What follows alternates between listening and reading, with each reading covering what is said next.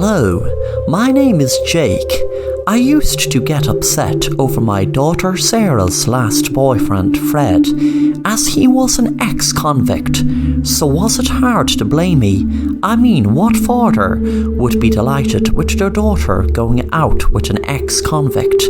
He was in for drug dealing, and the thing is, she has moved on, but to be honest, her new boyfriend is worse. The first day I met him, me and my daughter and wife and her new boyfriend Tom were having a meal.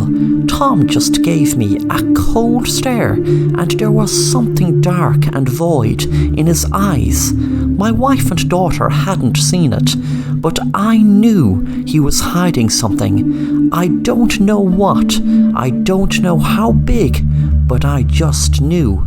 I tried telling my daughter, "Sweetie, I know that you think you know Tom, but are you really sure you really know him? I mean, put it this way, he doesn't seem to talk about his family much." My daughter cut me off.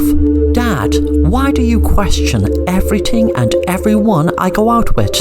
Tom is a very caring guy, and he has been there for me the last few months, and especially since Fred has become a crazed stalker who just won't get it into his head that I am over him and don't want anything to do with him. Tom has told him to back off, and to be honest, I don't think he would have, only for Tom frightening him or whatever he did to get him to back off. I was really scared my daughter was going to get into trouble with this stranger Tom, so I used it to my advantage what she had just told me about Tom frightening her ex Fred. I said to my daughter, "Well, there you go, sweetie. You don't know what he did to Fred. Did he threaten to kill him, or did he have him beaten up? I mean, let's face it, Fred doesn't seem the type of guy to just back off. You were months trying to get him to stop stalking you. I was hoping to find something to prove I was right about my daughter's new boyfriend Tom, so I did some research and typed his name into the search engine. Millions of results came up, so I tried doing the image search of him and the town and the company he is meant to work for. I was hoping he wouldn't appear at all, that he was just giving a false name and he would be cut out way before anything bad happened to my daughter. But my hopes were dashed when his face popped up. Things came to a head one Friday night when me and my daughter went to Tom's house. She was delighted I had accepted to go to his house for a meal. My daughter went in and had just realised I'd left my phone in my car, so I went out and fetched it. A few seconds later, I heard a gunshot from inside Tom's house and my heart started racing. I ran into the house and saw my daughter crying inside there. I told her, "Get back." I had a gun with me at all times for protection, and my daughter knew about it. I told my daughter to stand back, and I kicked the door in and could see my daughter's ex bleeding to death on the ground. Tom was standing there shouting. I shot him in the head and explained to my daughter I had to, as he had his gun held to my head and was going to kill me. My daughter rang the police, and while I was waiting I saw her on the laptop and asked her what she was looking at. She told me, "Don't worry, Tom has CCTV inside the house and outside. I'll be able to show the police that you just shot him in self-defense." Then I noticed I could see my hand go in the window while I was pretending to fetch my phone, but I had went around knowing the window was open. All was ajar. It was a habit Tom had that was a real advantage to me. I was seen holding the gun in the window to the back of him and shooting Fred. My daughter knew now that it was me who shot Fred, and I had planned to burst the door open, pretending to have had to kill Tom before he had killed me. My plan was ruined now. That's why I knew what I had to do before the police came. I knew they would know that it was me that purposely set up Tom to look like the killer that killed Fred. But it was really me, and it was really me who killed Tom because I wanted to, not because it was self-defense. And I knew what I had to do before the police came. So I held the gun up to my daughter and pulled the trigger.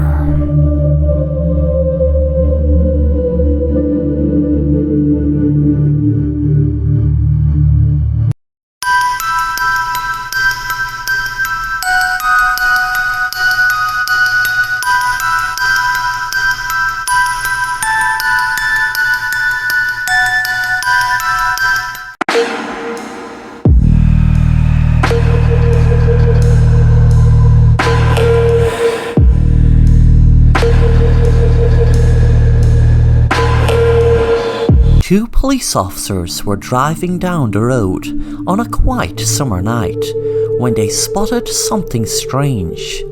There was a car stopped at the side of the road, but it was in a position that a car shouldn't stop in since it was out in the middle of the road. Two of the police officers walked around to the car to investigate, and they nearly got sick when they realized what they saw.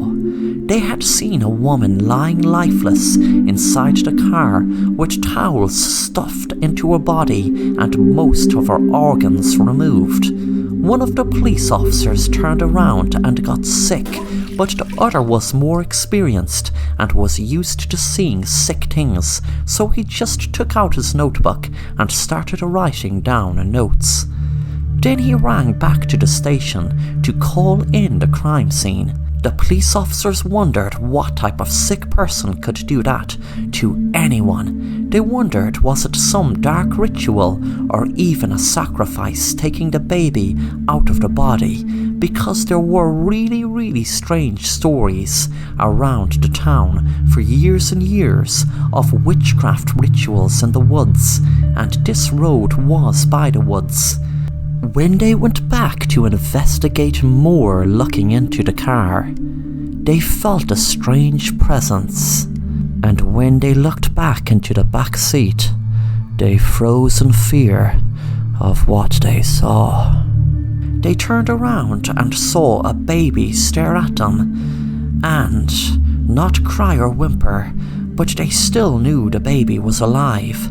They couldn't comprehend how the baby got into the car, and also wondered how the baby could have survived being taken out of the mother's body. The two officers seemed to be in a daze. When they took the baby out of the car, one of the officers realized there was a newspaper article stuck in the baby's hand.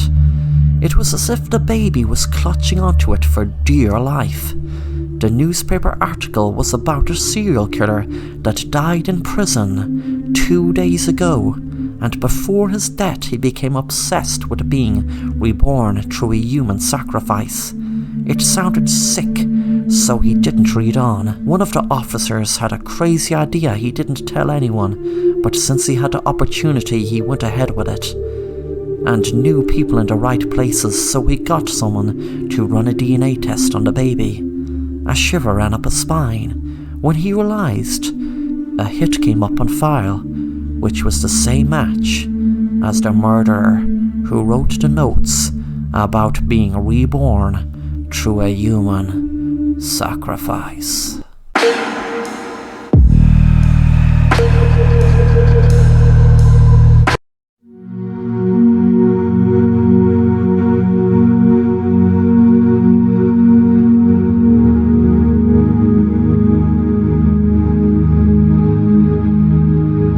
In my area, nobody is allowed to cry, and it's a hard thing to keep up to not ever cry while living in an area full of horrid and cold people.